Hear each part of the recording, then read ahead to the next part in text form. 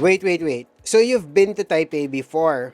Yes, everyone and their grandma have heard of Taipei 101, Shilin Night Market, Ximending, and the Chiang Kai-Shek Memorial. But if you think you've seen it all, Taipei is here to say, wait, hold my bubble tea.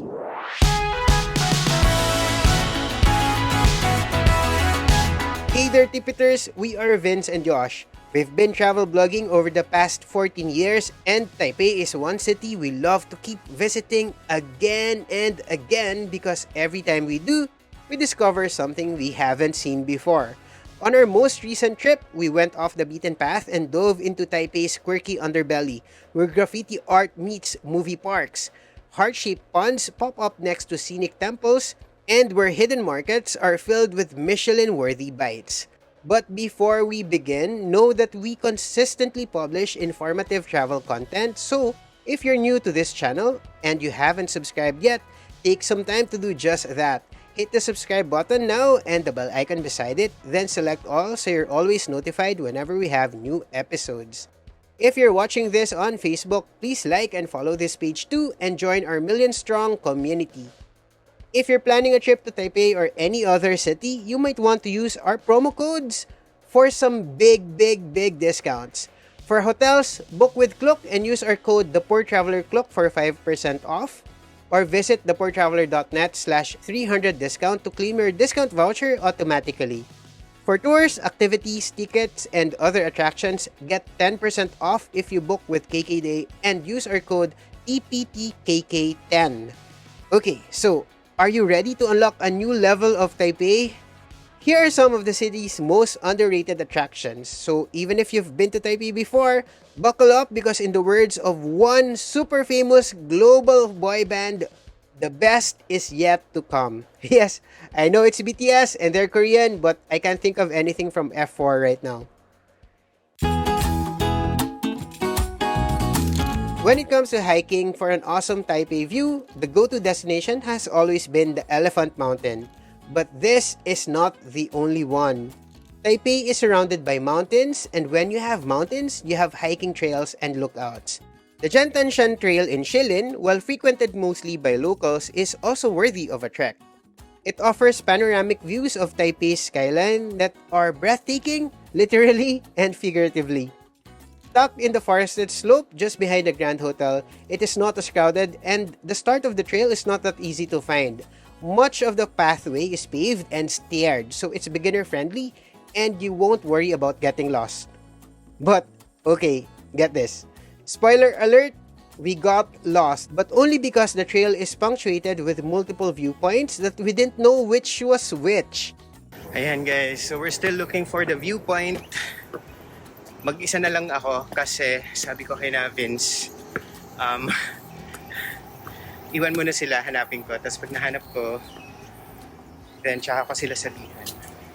You see, our end goal was to reach the so-called North Eye platform, an observation deck where we could catch peaks of iconic buildings on the other side of the city.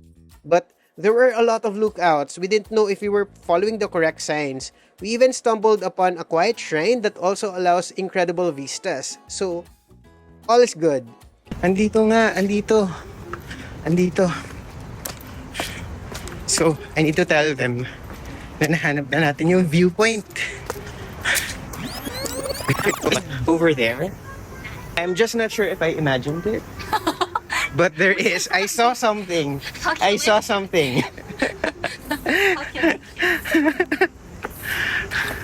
Whether or not it's real is the question, but I saw something. That's real. And it was real indeed. Just before sundown, we were able to find the white railings of the North Eye platform, and it was worth all the effort and confusion. They say it's even more stunning at sunset, but sadly, the sky was overcast during our visit. But the best part? Apart from a couple of locals, we were the only ones there. On the way down, we also made a stop at some of the other viewpoints to admire the city lights, and yes, Taipei 101 is also visible from some of the stops on the other side. Taipei has no shortage of majestic ornate temples, but one site has an edge when it comes to its setting. Bishanyan Temple. Hidden in the peaks of the Nehu district, this is not just a place of worship. It's also got a viewpoint with serious wow factor. Perched on a hillside, this temple offers sweeping views of Taipei, said to be especially magical at sunset, just like that walking trail that I mentioned earlier. We visited on a rainy, foggy morning, so the sun was absent and the view was thinly shrouded. But we could totally imagine how spectacular the view is from here on regular fair weather days. View aside, there's a lot to adore in this temple.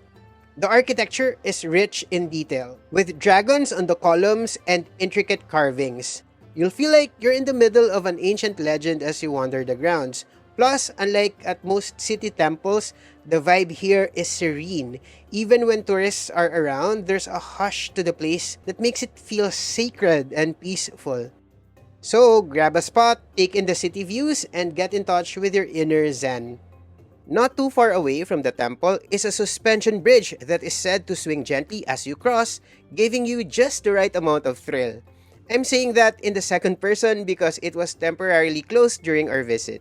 Nonetheless, we got to drop by the very Instagrammable heart-shaped pond nearby. It's a quirky little feature perfect for couple photos or just a unique selfie spot.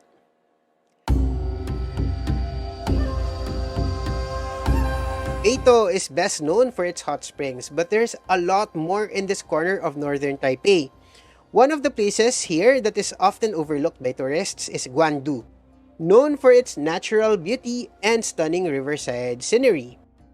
It's where you'll find Guandu Nature Park, a sprawling wetland where birdwatchers can spot both native and migratory birds. Inside the visitor center, you'll find interactive installations that tell the story of the place from being a dump site to the sanctuary that it is today. And on the second floor are giant binoculars to watch the wildlife, especially birds. But why stay inside when you can experience the outdoors? There's a crab watching walkway, a crescent-shaped pond, and numerous tree tunnels with nature-inspired artworks here and there. You can walk along wooden trails and take in the marshy landscapes that are very calming, considering you're still within Taipei. But that's just the start. Guandu is also home to this temple, officially known as Linji Temple. It is a historic gem dedicated to Mazu, the goddess of the sea and protector of sailors and fishermen. One of the oldest in Taiwan, Guandu Temple's roots can be traced back to 1661. But the most interesting bit, it was carved into the side of a mountain. Judging from the road by the entrance, we actually thought it was pretty small. But when we entered, we were greeted by a deep winding cave tunnel adorned with statues, altars, and stone reliefs, leading to a small shrine. The experience gives a more spiritual, almost otherworldly feel. And once you make it to the other side, you'll find more structures including a pagoda, several halls, and a manicured garden with unnaturally square-shaped trees. But that's not the end of it. From here, you'll also get to enjoy a wonderful view of the area if it's not cloudy or foggy. If you get hungry, just across the street lies the Guandu Food Park where you can grab quick snacks. And beside it is Guandu Wharf, next to Tamsui River, where you can enjoy a boat ride or a bicycle ride. It's very quiet during the day, but from late afternoon until the evening, it comes to life as food stalls open and locals begin to flock around the area.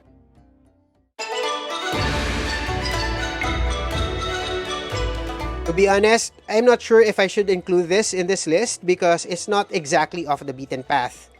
While not as off the radar as, say, an obscure temple or a tiny neighborhood market, it's definitely more low-key compared to Taipei's major tourist hotspots. And yes, I'm talking about Taipei EYE.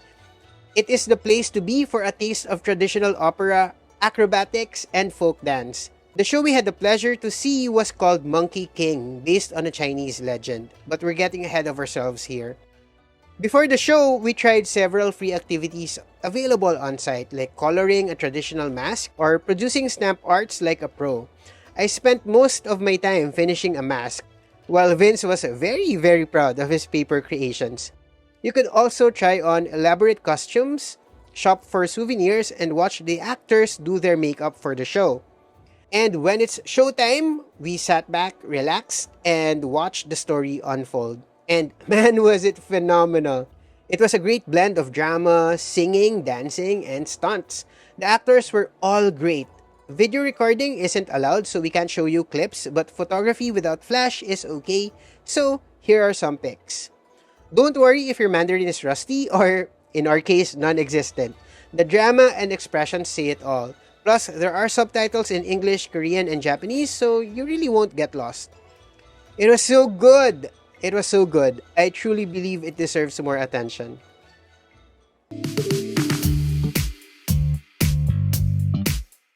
Taipei's map is shaded with countless parks. We'll be mentioning a few in this video, but this is perhaps the most alive and colorful. This isn't your average park.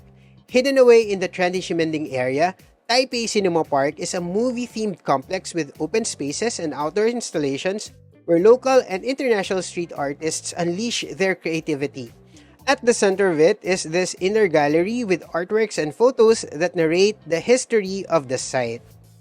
But it's also a place where art, urban grit, and a splash of weirdness collide. It's surrounded by graffiti-covered walls that make you feel like you've wandered into a rebellious teenager's sketchbook. The park is an open canvas where local artists show off their talent with vibrant street art.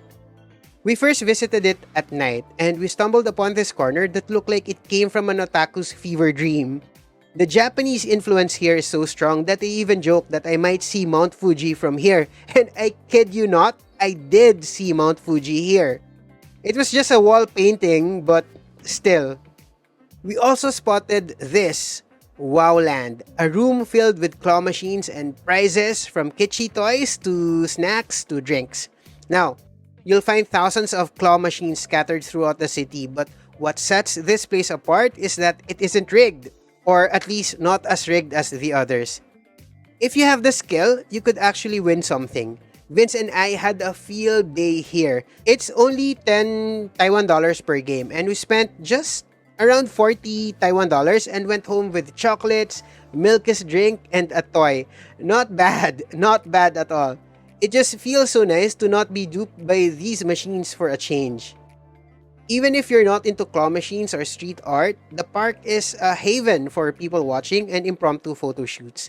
It's a slice of Taipei's cool, youthful side, unpolished but wildly fascinating. We actually visited it again in the daytime, and for us, we liked it better at night. So if you have limited time, just visit after sundown. This is a charming linear park running from Zhongshan Station to Shuanglian Station in the Zhongshan district. Guys, I'm really struggling to pronounce these Chinese names correctly. So if I'm murdering some of these words, please forgive me, but I'm really trying my best. Okay, back to the video. This park is a bit of a local favorite hidden retreat, especially for those who want a quiet spot to relax away from Taipei's busier areas. It has well-maintained walking paths, lush trees, and open spaces where you'll find people unwinding, shopping, or just enjoying the peaceful atmosphere. And it's not just on the surface. Underneath lies underground Book Street, perfect for bookworms out there. One of the most interesting features of this park is its proximity to Chifeng Street and its surrounding blocks, a trendy area known for its indie boutiques, local cafes, and overall creative vibe. But what stole our attention here was the Coach Cafe. Yes, that brand. A stylish fusion of cafe and retail space. The menu has a selection of coffees, teas, and some pastries. But we weren't in the mood for some social climbing, so we got our coffee from this cafe instead. There are many other cafes here that are worth your buck and time. My favorite spot is most probably this, R9 Cafe's mural featuring various coffee lovers. If you get hungry, walk a bit to Chuan Mu Yuan, a hole-in-the-wall eatery serving Michelin-approved beef pancakes served like a burrito. It's one of the best dishes we've had in Taipei and was totally worth the long stroll. It was the right mix of sweet and savory and meaty and starchy. Dagdag sa flavor yung scallions. Sarap. Gusto ko siya. Actually, favorite ko yung mga pancakes na dito. The red bean pancakes are also something to write home about. We also had fried rice, beef noodles, and xiaolongbao. Yes, we were that hungry, but it is really their pancakes that you should order. For something quirky and colorful, head to Taipei Expo Park, packed with personality and fun surprises. Originally the site for the 2010 Taipei International Flora Expo, the park now serves as a year-round hotspot for festivals, markets, and pop-up events. The centerpiece of the park is the Taipei Expo Dome, a major exhibit and sporting venue. Some events of the upcoming World Masters Games 2025 will also be held here. The World Masters Game is an international multi-sport event that will bring together athletes from over 100 countries. It is much more inclusive, open to anyone aged 30 and above, amateurs and professionals alike. If you're interested to participate, registration is now open at this site. But even without any event, this place is still worthy of a visit. One of the highlights is Maji Square, a food court next to the park where food stalls, artisanal shops, and outdoor cafes create a market-like atmosphere. It's a place to munch on local and international fare, buy quirky souvenirs, and enjoy live music. On our most recent trip, this wasn't part of our original plan. We were supposed to go to an outer market, but it was raining and we needed a plan B, and Maji Square has a roof above it, so we came here instead. And good thing we paid it a visit because we really enjoyed this area. Our local companion Nelly said it's especially fun in the evenings when the lights come on and the place buzzes with energy. It's got a festival vibe all year round, making it perfect for casual get-togethers. On the outskirts of the park lies Linji Huguo Park, a lesser-known cultural treasure in Taipei. It's a Buddhist temple that isn't as crowded as, say, Longshan Temple. The temple is known for its elegant traditional design, and one unique aspect of it is its emphasis on the Linji school of Zen Buddhism, known for its focus on inner peace and wisdom. It's a perfect spot to get a glimpse of Taipei's spiritual side.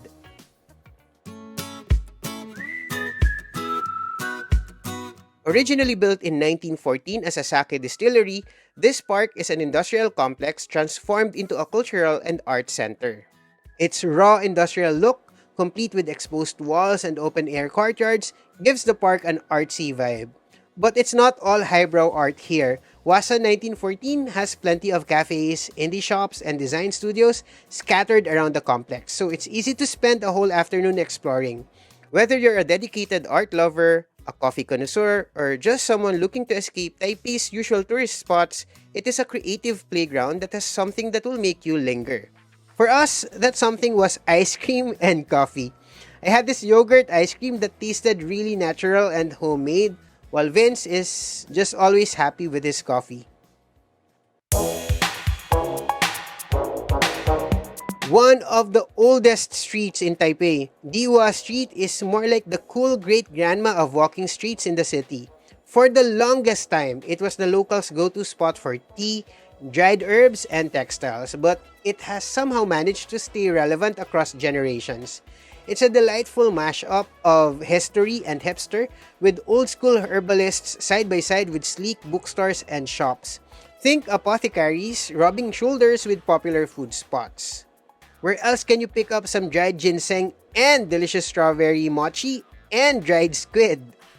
And then there's the Xiahai City God Temple, where the hopeful romantics, or hopeless romantics, make offerings to the god of matchmaking. Yep, this little temple is basically Chinese Cupid's Taipei office, famous for bringing love to the lovelorn. If you're feeling lucky or in desperate need of romance or jowa, this is where you should go. Light a few incense sticks and ask for a little divine intervention in your love life. Don't expect a fun, wild party street unless it's Lunar New Year. Most of the time, it's very quiet. It's more like a memory lane where you can shop, snack, and maybe even meet your soulmate. That is, if the city god's feeling generous. Taipei is known for its night markets, specifically its three most popular, Shilin, Rauhe, and Ningxia. But the city has plenty more that tourists don't usually go to. One of them is Gongguan Night Market, situated close to the National Taiwan University, which means 1. Most of its regular customers are students, and 2. The prices are affordable. Case in point, Vince spotted this stall selling mulberries with a sign that read 200 Taiwan dollars, so he bought some. But we got a shocking realization. Tapos nga siya ito ay. So, bumili ako sa one only. Kasi akala ko ilalagay sa titimbangin ganyan. Guys, yung binigay sa akin yung buong tray. Tignan nyo. And kasama yung tray. Itaas mo, pakita mo. Paano ko tayo? Pa namin ubos ito. Guys. Hindi naman ito pwedeng iuwi na Pilipinas. So, paano? It's pretty small, tiny compared to other night markets, but still has the mouth-watering aromas wafting from the various food stalls and the constant chatter from people enjoying delicious snacks.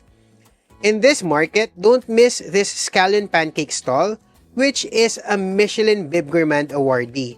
It's stationed close to the entrance to the market, so you won't miss it. Also, because there's usually a long queue snaking toward it. And of course, we fell in line too. It moved fast, so we were face to face with what do you call this? Flat fryer or flat grill in no time.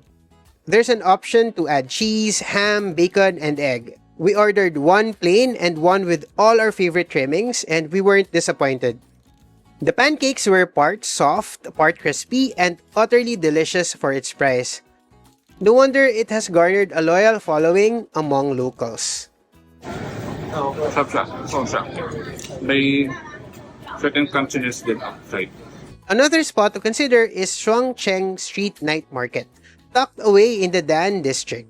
It's also very short and small but filled with options from fruits like custard apples to Japanese pancakes to Taiwanese sausages. Just walk across the nearby park and you'll reach Wang Chi Lu Ro Fan, another Michelin Bib Gourmand recipient, famous for its signature braised pork rice. It's always packed with customers, most waiting for their takeaway boxes. They serve pocket-friendly but comforting bowl of rice, topped with tender, flavorful, fatty pork bits that will have you dreaming about it long after you've left. Fatty, yes, but it still ate clean. It's also adjacent to Qingguang Market, a shopping arcade lined with food stalls, apparel stores, and other trinkets, catering mostly to locals. That's a lot. Which of these destinations have you been to before? Or maybe, which are you most excited to visit? Let us know in the comment section below. In our next video, we'll break down some of our favorite food spots in Taipei. That's all for now. Remember, plan smart, travel safe, and make every trip worth it.